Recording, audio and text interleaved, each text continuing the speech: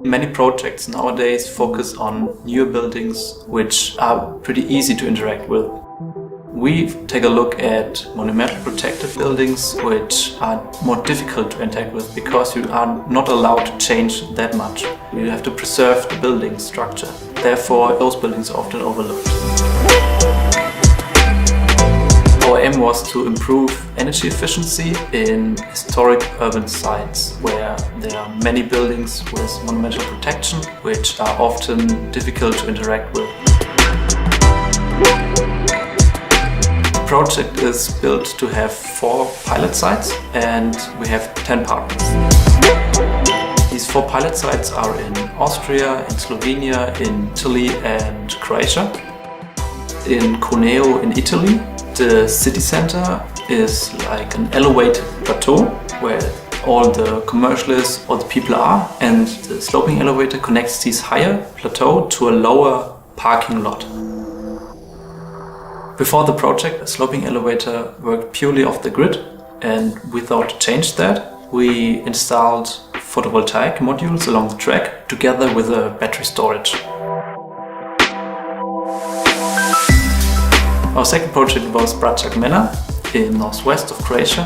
It is originally a castle, then a children's hospital after the Second World War, and now it's the energy testing facility today.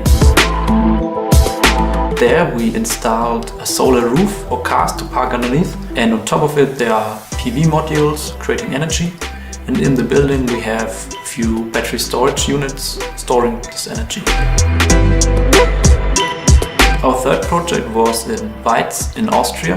In the city there's an old church and a parish area with around 10 buildings, and these 10 buildings are supplied with heat by a biomass plant. But this biomass plant has no storage unit, so it's working pretty inefficiently.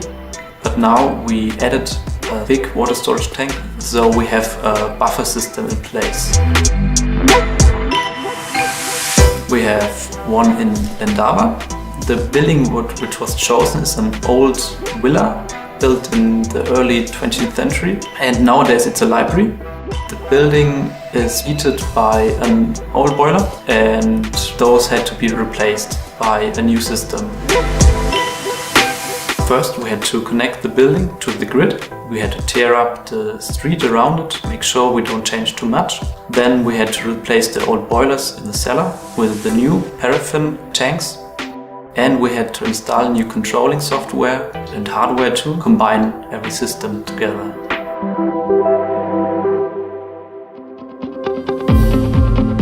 We created 3 different tools: the AutoGrade tool, the optimal sizing calculator and the optimal heat source scheduler.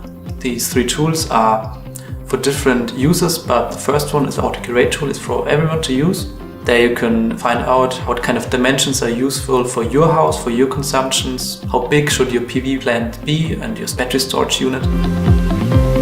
The other 2 tools are for the professional users, so for advanced experts who know what they're doing, who have all the data to fill out the forms in these tools and get better numbers for their evaluation. All the tools created in the Store4HUC project have been tested successfully in every pilot site, and they are now available for you to download on our website. My hopes for the project: in the end we can motivate as many people as possible what they can do to change the energy efficiency in their household, to reduce their CO2 footprint by doing so, and don't fear the Monumental Protection Agency too much.